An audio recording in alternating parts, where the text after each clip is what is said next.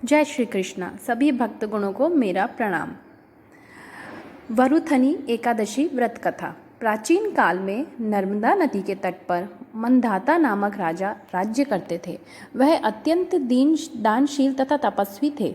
एक दिन जब वह जंगल में तपस्या कर रहे थे, तभी न जाने कहाँ से एक जंगली भालू आया और राजा का पैर चबाने लगा। राजा पूर्ववत अपनी तपस्या में लीन रहे।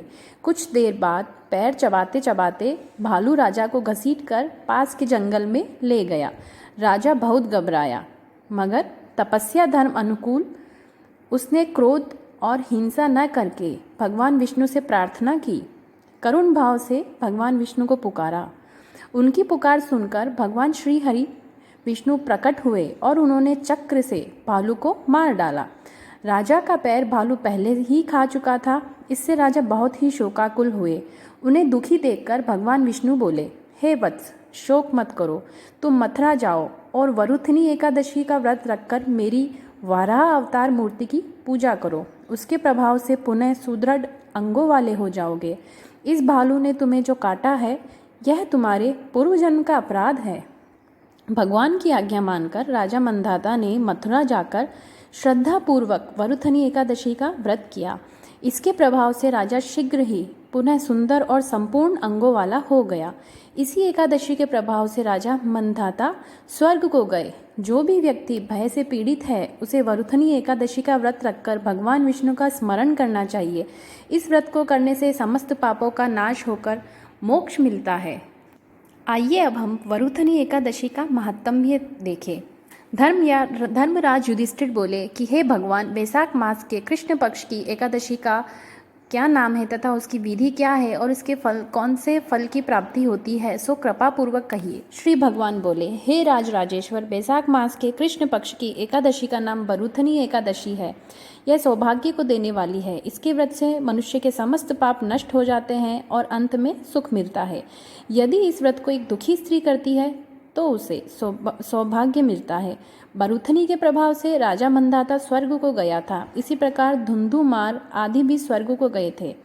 वरुथनी एकादशी का फल 10 सहस्त्र वर्ष तपस्या के फल के बराबर है। कुरुक्षेत्र में सूर्य ग्रहण के समय जो एक बार स्वर्ण दान करने से फल मिलता है, वही फल वरुथनी एकादशी के व्रत से मनुष्य इस लोक और परलोक दोनों में सुख प्राप्त करते हैं और अंत में स्वर्ग को जाते हैं।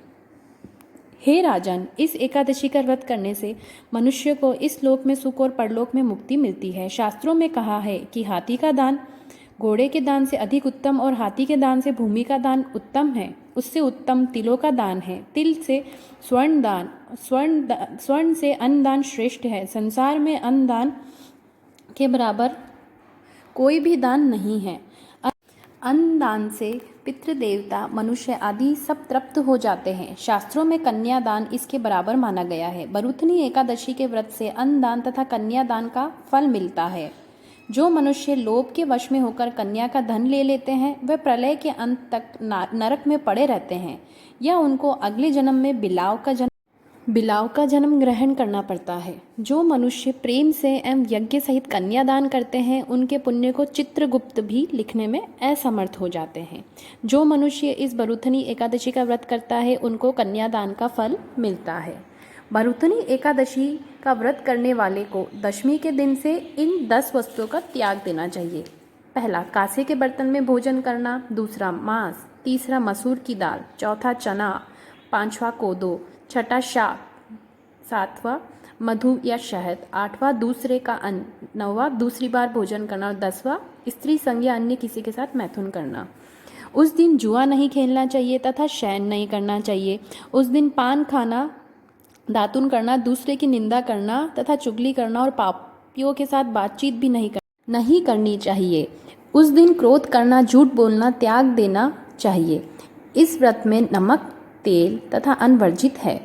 हे राजन, जो मनुष्य इस एकादशी का विधि पूर्वक व्रत करते हैं, उनको स्वर्गलोक की प्राप्ति होती है। अतः मनुष्य को पापों से डरना चाहिए और जो मनुष्य यमराज से डरते हैं, उनको इस वरुथनी एकादशी का विधि पूर्वक व्रत करना चाहिए। इस व्रत के महात्म्य को पढ़ने से 1 सहस्त्र गोदान का फल प्राप्त होता है। इसका फल गंगा स्नान करने के फल से भी अधिक है। जय श्री कृष्णा। आशा करती हूँ कि आज आप सभी को वरुतनी एकादशी की व्रत कथा और महात्म्य पसंद आया होगा। धन्यवाद।